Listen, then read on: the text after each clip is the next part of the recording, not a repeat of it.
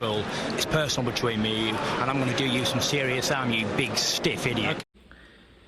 The Untouchable True School Sports Empire proudly presents something the boxing games are missing. Hey, what's going on? It's your boy BT, and I came here to talk some boxing with the thousands of True School Sports subscribers. Now, this is a follow-up video to Stephen Fulton versus Danny Roman. Obviously, last night, all the talk and in the fight that dominated the headlines was obviously Devin Haney versus George Kambosos Jr., as it should be, because that was an undisputed fight in one of the original 8-weight classes of boxing, so it meant that much more.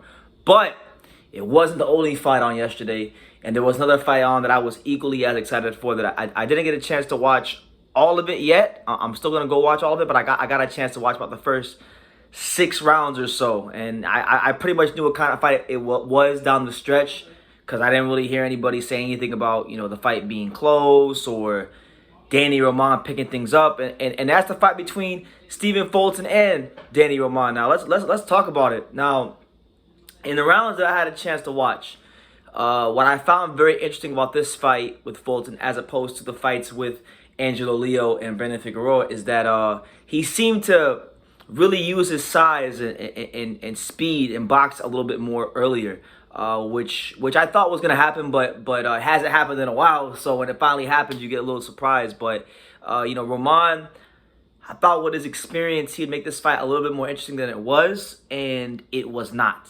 Stephen Fulton beat Danny Roman easily. It was out of the 3 top guys he's beat his last 3 fights, because the reality is Fulton has defeated 3 of the top 5 guys in this weight class.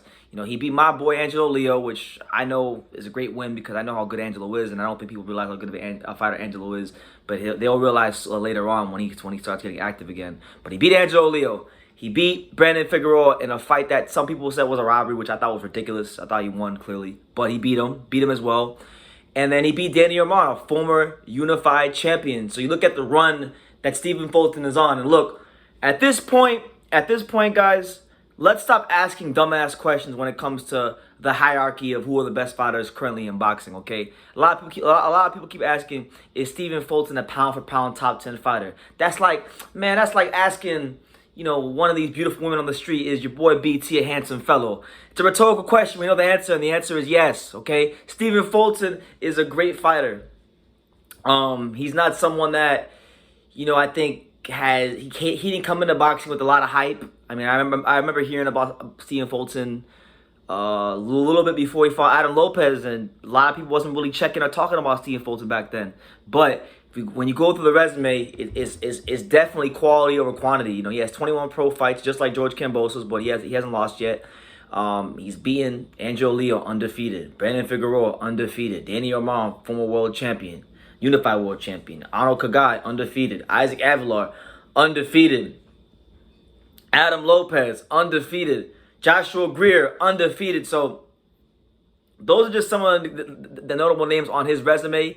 And I think Stephen Fulton is hands down one of the best fighters in the world. I mean, he's shown you that he is a complete fighter. I don't really know if we can name maybe 1 or 2 more fighters in boxing right now more complete than Stephen Fulton. He showed you that he could beat you up on the inside against high-level opposition. He showed you he can outbox former unified champions from the outside. He showed you that he showed you in the Adam Lopez fight, when he was a young prospect / contender, that he can beat another fellow undefeated prospect and grind it out to a victory. He has shown time and time again his quality in the ring. He is one of boxing's most consistent performers. So stop asking stupid questions. Of course, Stephen Fulton's pound for pound. Of course, Stephen Fulton one of the best fighters in boxing. Of course, Stephen Fulton is deserved to be talked about higher, because I gotta be honest, guys.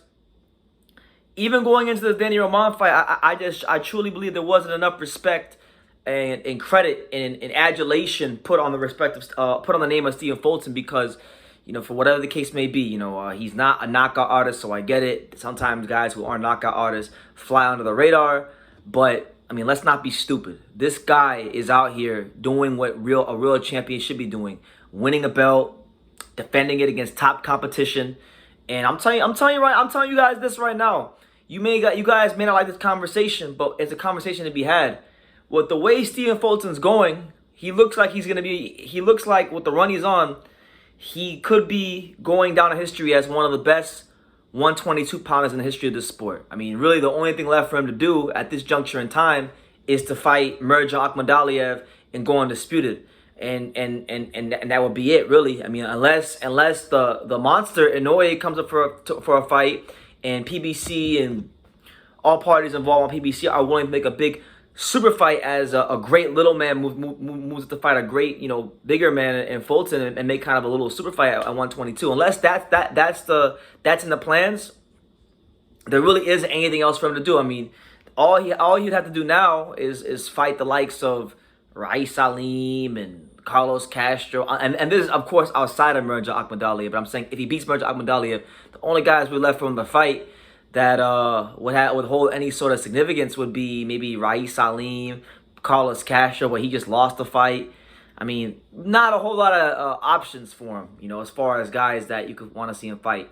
Because everybody else at 122, he's either beaten or they're coming off a loss, and that's what it is. So the way I see it for Fulton, it's Merjan, right? And if he can beat Merjan, that makes him undisputed, which already makes him one of the greatest 122-pounders of all time. And then you got, if the monster Inoue can beat Donaire in a couple days, right? Then that makes the Inoue Fulton fight one of the biggest fights in boxing. And if he beats the monster, I don't want to hear a damn thing. He's one of the greatest 122-pounders of all time. Stop asking stupid questions. Stephen Fulton is one of the best fighters in boxing. Danny Roman is no slouch. Danny Roman will beat a lot of guys at 122. And for Fulton to go in there and clown him and just make that shit look so easy, it's no slight on Roman. Roman's got a lot of great qualities. Was a good champion in this time. Counter puncher. Sharp, precise punch picker.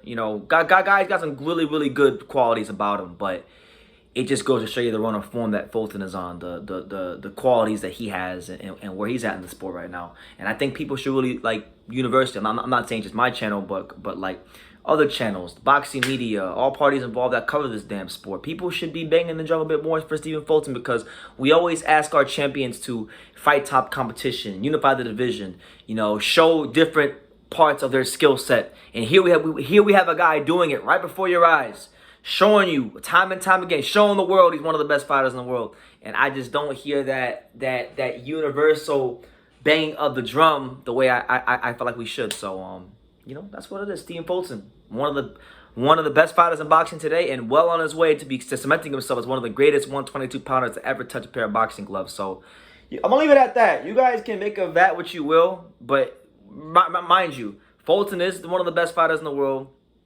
and he's very close to becoming one of the all-time great 122-pounders. I don't care if you love Stephen Fulton. I don't care if you hate Stephen Fulton. Stephen Fulton's proven himself time and time again, and respect to him. It's really been a pleasure and a joy to watch his progression in this weight class and the consistency he's shown as a consistent champion. So leave your comments down below. What do you guys think about Fulton in a fight with Mirza Akhmadaliev for undisputed? And if he beats him, what do you guys think about a fight with him and the monster Inoue? That might be a separate video on its own, Stephen Fulton versus the monster. We'll see how the monster looks against Donaire, and then that video will follow if he wins. But for now, give me your thoughts on Fulton. Make sure you guys hit that subscribe button. We're on the road to 50,000 subscribers. So help me get there as quick as possible. Hit that subscribe button. We'll talk that great boxing talk all the time here on True School Sports. And like I say in every single one of these videos, you can love me or you can hate me, but I'm just a kid from Daniel. So until next time, take care. Thank you for watching another video on True School Sports, the home of boxing. If you made it this far, do me a favor and do yourself a damn favor. Hit that subscribe button, and surely you will not be disappointed. True School Sports bringing you the latest and greatest, the untouchable, boxing content, interviews, news videos, breakdowns, live fight reaction extravaganza. We've got a great community of people here, boxing fans all over the world, from America to the UK to Australia, and on and on and on. So join the empire today. Hit that subscribe button. Take care and God.